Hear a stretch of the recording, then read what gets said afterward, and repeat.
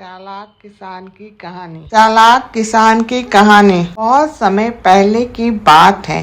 एक छोटे से गांव में रामू नाम का एक गरीब लेकिन चालाक किसान रहता था।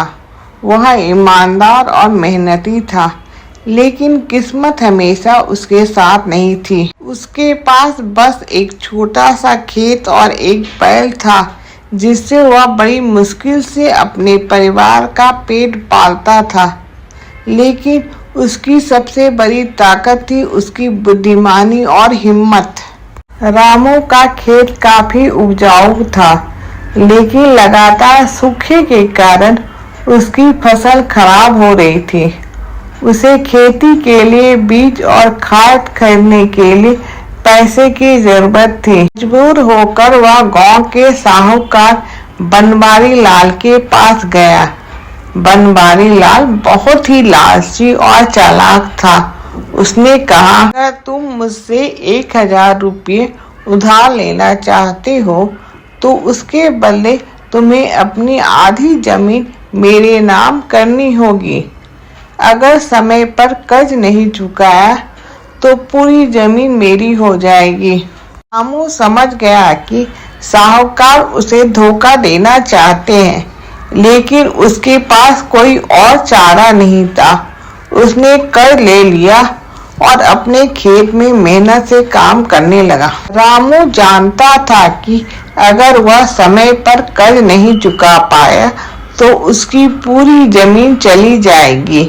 इसलिए उसने एक योजना बनाई। वह गांव के राजा के पास गया और बोला, महाराज, मैं एक नई विधि से खेती करना चाहता हूँ, जिससे पैदावार दुगनी हो सकती है, लेकिन इसके लिए मुझे आपकी मदद चाहिए। राजा उसकी बात सुनकर बहुत खुश हुए और बोले, अगर तुम ऐसा कर सकते हो तो मैं तुम्हारी मदद जरूर करूंगा। राजा ने रामू को कुछ सोने के सिक्के दिए ताकि वह अपने खेत में नई विधि से खेती कर सके।